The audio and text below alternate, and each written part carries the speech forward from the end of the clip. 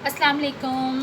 आज हम लोग डिस्कस करेंगे पोजीशन टेंसेस के जुमले किस तरह से बनाए जाते हैं।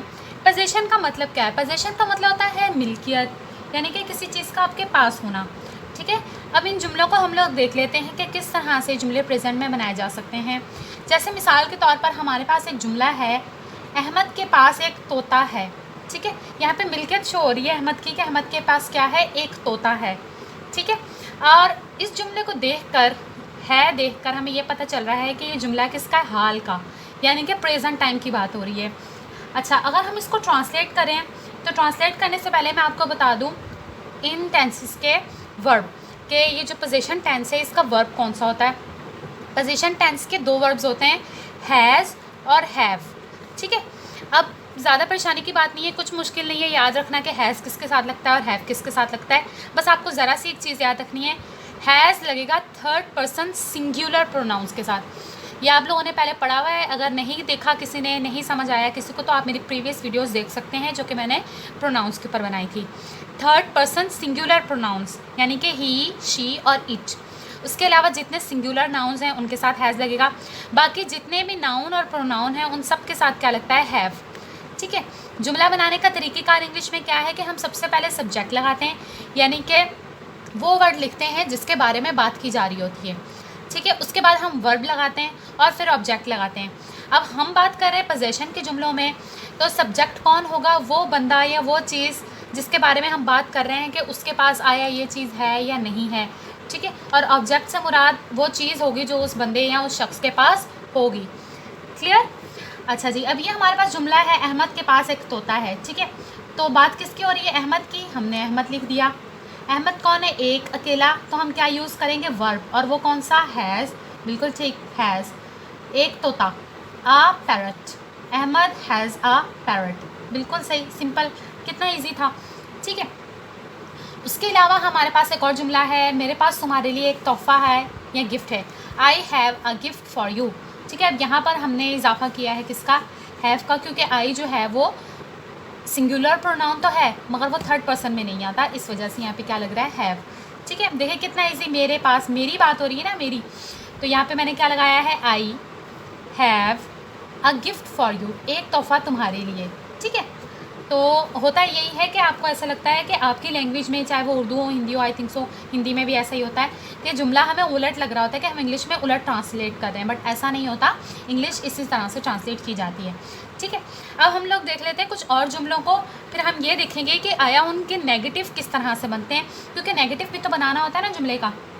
अच्छा, हमारे पास मुख्तलिफ और जुमले हैं, जैसे कि I have a pair of golden shoes, या फिर शी हैज़ लॉन्ग हेयर्स, या फिर they have many fishes in their bucket.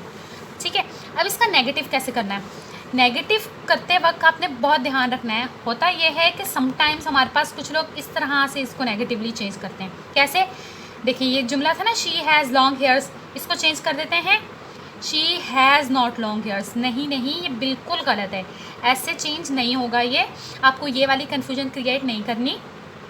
इस तरह का जो तरीक़ेकार है वो स्टेटस के जुमलों में होता है कि हमारे पास वर्ब वही रहता है और उसके बाद हम नॉट का इजाफा कर लेते हैं, बट पोजीशन में ऐसा नहीं है। हमने क्या करना है, हमने जब नेगेटिव जुमला बनाना है तो हमने कुछ वर्ड्स की एडिशन करनी है, या तो डज़ नॉट का इजाफा करना है या डू नॉट का। अब आप बोलेंगे कि भाई अब एक और मुश्किल में डाल दिया, हमें कैसे पता चले डज़ नॉट कहाँ लगाना है, डू नॉट कहाँ लगाना है। इस बात को भी याद रखें, डज़ नॉट वहाँ लगेगा जहाँ आपने जुमले में हैज़ लगाया हुआ है। क्या लगाया हुआ है, हैज़। ठीक है, वहाँ डज़ नॉट लगेगा, और डू नॉट वहाँ लगेगा आपके पास जहाँ जुमलों में हैव लगा हुआ है, इसलिए अभी कन्फ्यूजन आपको नहीं होगी। बट हमने क्या करना है, हमने थोड़ी सी चेंजिंग करनी है किसके अंदर, हैज़ नॉट वाले जुमलों में। ठीक है, डज़ नॉट वालों में कैसे, जैसे कि अब देखें मेरे पास ये जुमला था ना, शी हैज़ लॉन्ग हेयर्स, मैंने उसको यहाँ ट्रांसलेट किया है नेगेटिव में, मैंने लिखा है शी डज़ नॉट का इजाफा किया, यानी कि मैं नेगेटिव बना रही थी, डज़ नॉट लगाया।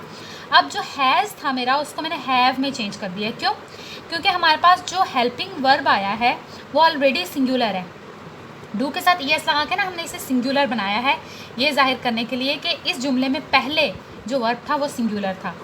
ठीक है, तो इस वजह से अब ये हैव जो है वो हैज़ की जगह ले लेगा, हैज़ हैव में चेंज हो गया। ये बात आपको क्लियर याद रखनी है।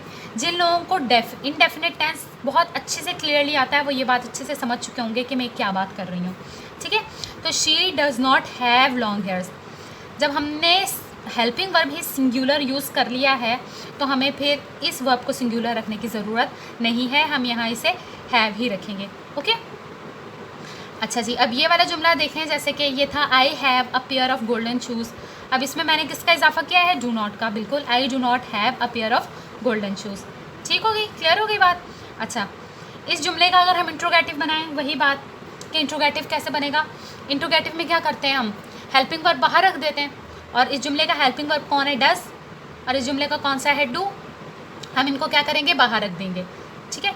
तो ये सेम वैसे ही हम इंट्रोगेटिव बना रहे हैं, इंट्रोगेटिव नेगेटिव नहीं बना रहे, तो नॉट की तो बात ही नहीं ना यहाँ पर। तो ये जुमला कैसे हो जाएगा?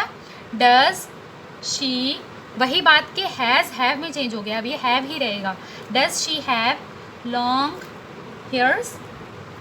ठीक है, क्लियर हो रही है बात?